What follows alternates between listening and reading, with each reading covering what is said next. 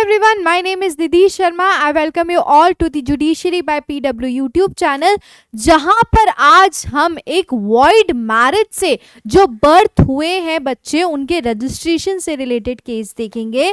जी हाँ, रिसेंटली एक केस हुआ है जहां पर वॉइड मैरिजेस से जो चाइल्ड बॉर्न हुए, जो चिल्ड्रन बॉर्न हुए, उनका बर्थ रजिस्ट्रेशन करने से मना कर दिया गया था, डिनाई कर दिया गया था। उससे रिलेटेड हम केस देखेंगे। ठीक है, सो आपको यहाँ पे दिख रहा होगा हर बच्चे को जन्म पंजीकरण का अधिकार है, चाहे शादी वैध हो या अवैध। जानिए कोर्ट ने क्या कहा। ठीक है, और क्लियरली कोर्ट ने ये बोला कि चाहे वो वैलिड मैरिज हो या वॉइड मैरिज हो, जो चिल्ड्रन आउट ऑफ मैरिज जो बॉर्न हुए हैं वो पूरी तरीके से इंटाइटल्ड हैं कि उनको राइट्स मिले, उनको सारी चीजें मिले। ठीक है, सो बेसिकली यहाँ पर क्या हुआ था, एक लेडी थी जिनने एक पर्सन के साथ, जस्ट अ सेकेंड, हाँ, एक वुमेन थी जिनने एक मैन के साथ शादी की थी, और वो शादी की थी कब? 2011 में। जब वो शादी की थी 2011 में, तो इन मैन की ऑलरेडी एक एग्जिस्टिंग वाइफ थी, मतलब वाइफ 1।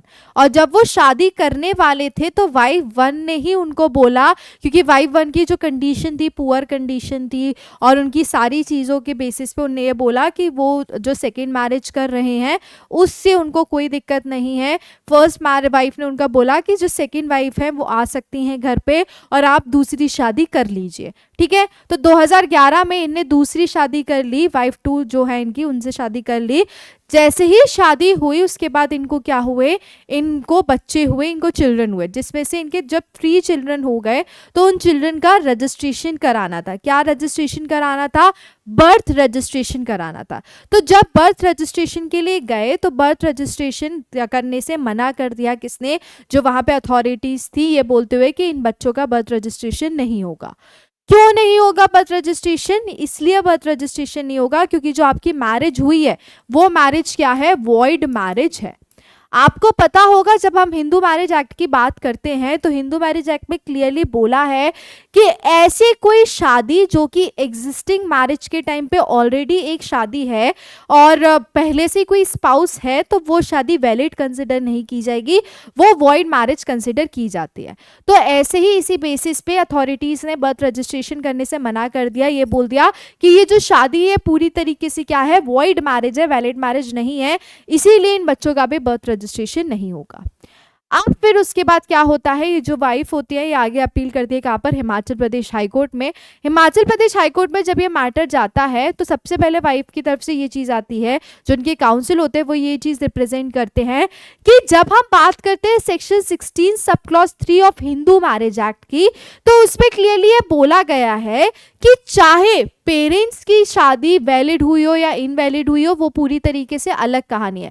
बट अगर कोई बच्चे जो वैलिड मैरिज से बॉर्न हो रहे हैं या वॉइड मैरिज से बॉर्न हो रहे हैं, उन बच्चों को पूरी तरीके से अधिकार है कि उनको प्रॉपर्टी राइट्स दिए जाए, उनको इंटाइटल कराया जाए राइट्स। तो वो सेक्शन 16 सब क्लॉज 3 फॉलो होना जरूरी है, ऐसा वाइफ के पिटीशन ने, वाइफ 2 के पिटीशन ने बोला।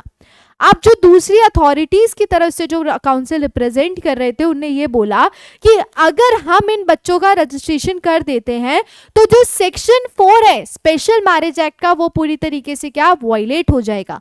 क्यों वॉयलेट हो जाएगा? क्योंकि इन लोगों की शादी वहां पर रजिस्टर नहीं की गई है, और सेक्शन 4 में ये बोला जाता है कि जब तक अगर कोई एक लिविंग स्पाउस है और उस टाइम पे आपने दूसरी शादी कर ली तो वो दूसरी शादी वैलिड मैरिज में नहीं आएगी। और इसी वजह से आप क्या कर रहे हैं? स्पेशल मैरिज एक्ट का जो मेन प्रोविजन है वो क्या कर रहे हैं? वॉयलेट कर रहे हैं, इसीलिए रजिस्ट्रेशन नहीं किया जाएगा। जब ये matter Himachal Pradesh high court पे गया तो हिमाचल प्रदेश हाई कोर्ट ने इससे रिलेटेड ये बोला कि जब हम बात करते हैं किसकी? सेक्शन 16 सब क्लॉज 3 की, तो वो हमें ध्यान रखना पड़ेगा, जिसमें बोला गया है कि बच्चों को प्रॉपर्टी राइट्स मिलेंगे, जो भी वॉइड मैरिज से बच्चे बॉर्न होंगे उनको। ठीक है, अब दूसरी चीज कोर्ट ने ये बोला कि जब उनकी ऑलरेडी जो फर्स्ट वाइफ थी उनको कोई दिक्कत नहीं थी, जब उनकी वॉइड मैरिज हो या वॉइडेबल मैरिज हो या वो दूसरी शादी करें, जब उनको कोई दिक्कत नहीं थी तो आपको क्यों समस्या हो रही है? अथॉरिटीज ने पूछा, जब वो उस मैरिज से पूरी तरीके से खुश थी, और जब ये हिंदू मैरिज एक्ट में बोला गया है कि इलीगल मैरिज अगर हो रही है तो उससे अगर बच्चे, इनवैलिड मैरिज हुई है तो उससे जो बच्चे बॉर्न हो रहे हैं उनको राइट्स मिलेगा, तो यहाँ पे अथॉरिटीज क्यों नहीं दे रही हैं राइट्स? तो क्लियरली कोर्ट ने बोला अथॉरिटीज़ को कि ये आपकी ड्यूटी है कि यहाँ पर इनको क्या करना पड़ेगा, यहाँ पर इनके आपके जो ये 3 बच्चे हैं, ये जो सेकेंड वाइफ के, उनको क्या करना पड़ेगा, उनको आपको रजिस्ट्रेशन देना पड़ेगा, उनका पूरी तरीके से बर्थ रजिस्ट्रेशन करना पड़ेगा जिस तरीके से लीगली होता है, जिस एक्ट के हिसाब से होता है, वहाँ पे आपको इनका बर्थ रजिस्ट्रेशन करना पड़ेगा। और कोर्ट ने सेकेंड वाइफ के फेवर में ये देते हुए बोला कि यहाँ पर बर्थ रजिस्ट्रेशन होगा इन तीनों बच्चों का। So basically Himachal Pradesh high court ने क्या कर दिया, इनको अप्रूवल दे दिया और बोल दिया कि इन तीनों बच्चों का क्या होगा, बर्थ रजिस्ट्रेशन होगा। और ये भी बोला कि शादी वैलिड हो इनवैलिड हो इससे मतलब कोई नहीं है, रजिस्ट्रेशन बर्थ रजिस्ट्रेशन बिल्कुल होगा। So this is all about this case. मिलते हैं नेक्स्ट सेशन में। Bye bye, take care, thank you.